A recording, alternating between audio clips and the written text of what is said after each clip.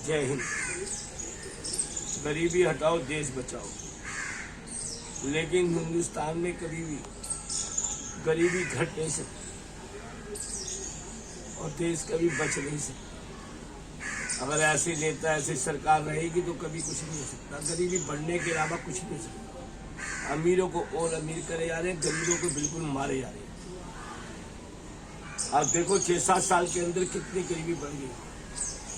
इसमें कोई अमीर आदमी बहुत कम मरे, गरीब आदमी सबसे ज्यादा, क्योंकि उन पर रोटी खाने का जुगाड़ नहीं है, काम का जुगाड़ नहीं है, कुछ भी नहीं है। अपने घर में बैठ बैठ के ये सोचते रहते हैं।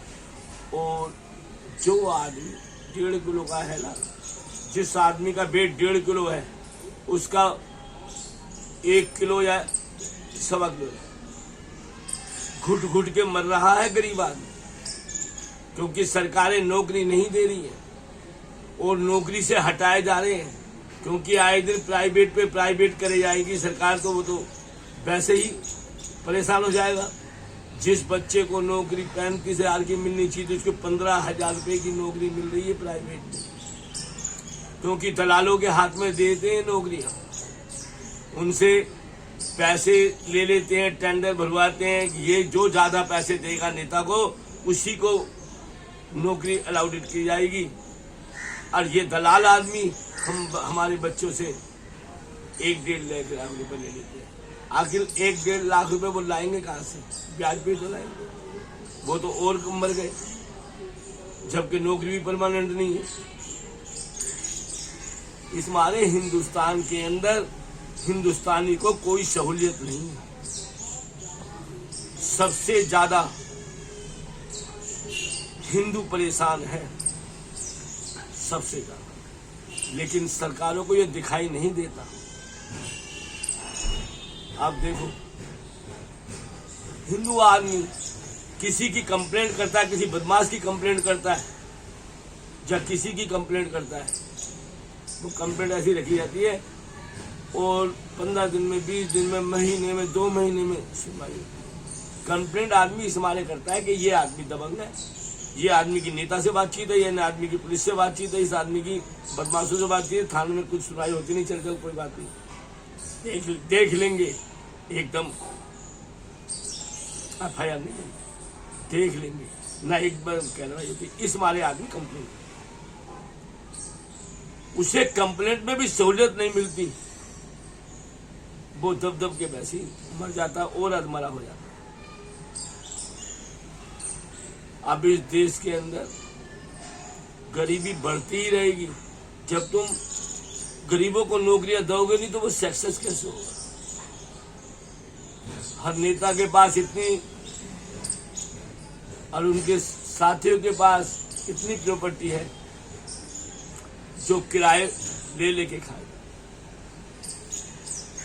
क्या कभी भी किसी नेता ने आके ये रखा है कि ये जो किराया है इतना जो बढ़ा हुआ है, आखिर कैसे बढ़ा हुआ है?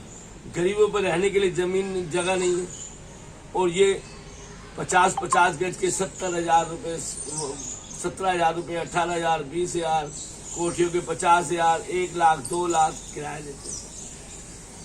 ये सारे के सारे सरमाएदार है। और जब भी कोई नेता जीतता है तो एकदम उसे प्रॉपर्टी ही खरीदनी है और किराए पे चलानी है। हर 5 साल के अंदर 60-62 सीटें आती हैं, 70 सीटें आती हैं, जीत के तो आती हैं। उन्होंने सबसे पहले प्रॉपर्टियां बनानी। गरीब आदमी भूखा बना, उसकी प्रॉपर्टी खरीद लो जितने मर्जी में, फिर उसके साले वो किराए पे दे। गरीब आदमी से, हिंदुस्तानी आदमी से कोई छीन ले, झपट ले, कुछ भी कर ले, मार ले, गोली मार दे, कुछ कर दे, पहली बात तो उसी से ही लगने से ही पूछ लेंगे कि आप वहां पे क्या कर रहे थे। सबसे पहले कंप्लेंट करो ना, ये वहां क्या कर रहे थे, क्या नहीं कर रहे थे। इनको तो लूट के ले ही गया।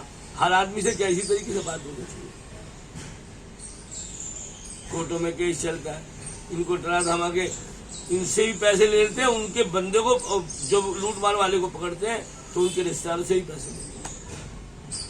ये कहाँ का है? अब देखो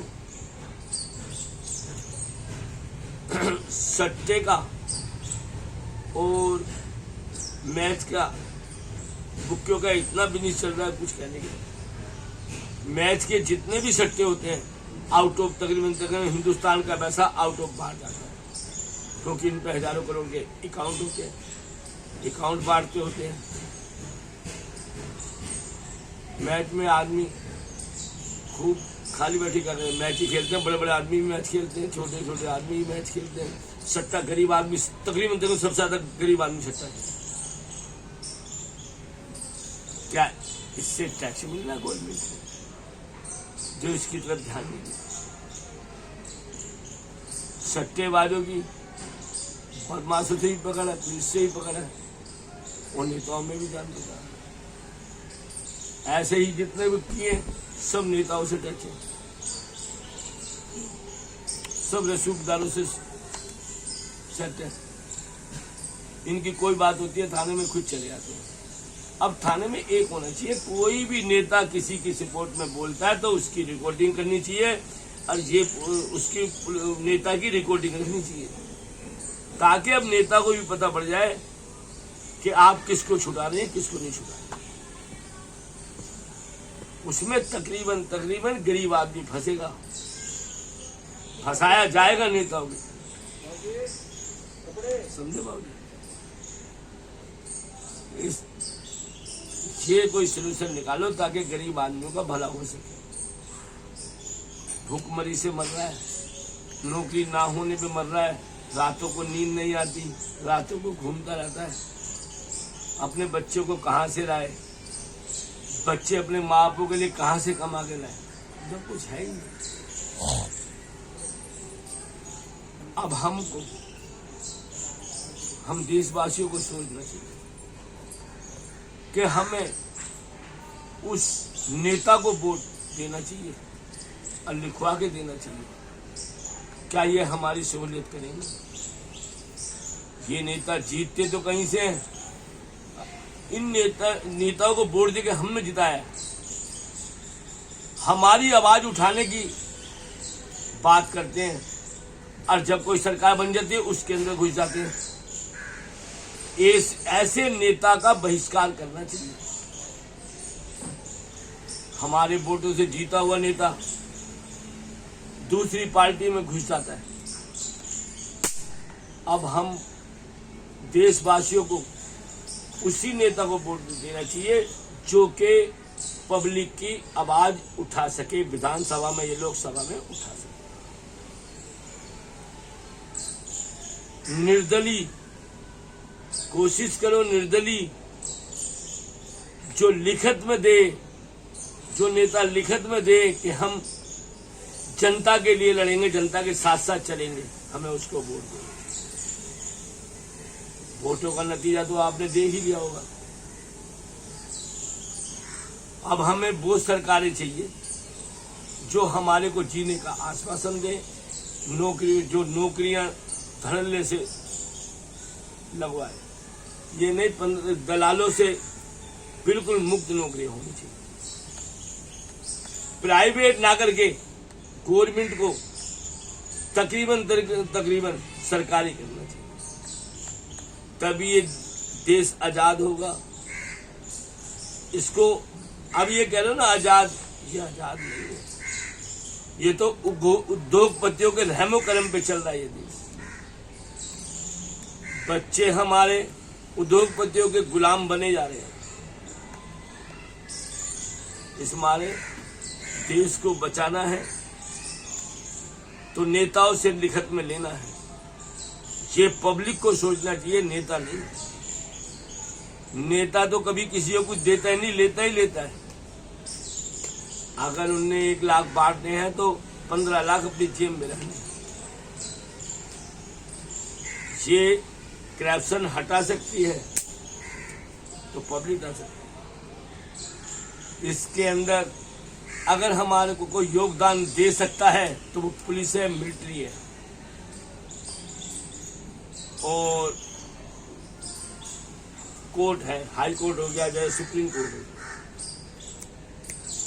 ये अगर गरीब आदमी की सहूलियत, गरीब आदमियों पे हेल्प कर सकते हैं तो ये लोग कर सकते हैं। मैंने मोदी नाम का आदमी सरेआम सट्टा करता स्टेशन के ऊपर, गरीब आदमी खूब सट्टा खेलते हैं, जो रेहड़ी पटरी वाला है, जो टैक्सी वाला है वो है, उसकी पहले भी कहा है कोई सुनवाई नहीं होती उसके ऊपर। बाहर का आके दिल्ली के अंदर खूब सट्टेबाजी, उसको कोई रोकने वाला नहीं, कोई टोकने वाला नहीं, सरेआम लिखवाते रहते हैं सुबह 4 बजे। अब तो भैया लोग बाग सट्टेबाजों के पास ही जाके हेल्प मांगेंगे लोग, और क्या करें। सबसे ज्यादा दिल्ली में सट्टा होता है, सबसे ज्यादा दिल्ली के अंदर ही सट्टेबाजी हो रही है मैच की। अगर कभी अफसर या क्राइम ने कभी मुझे बुलाया या मैं खुद जाऊंगा क्राइम के पास और कमिश्नर साहब से मिलने की कोशिश करूंगा, इन चीजों पर चाहे मुझे कुछ हो जाए, मैं इन चीजों पे कार्रवाई जरूर करूंगा। जय हिंद।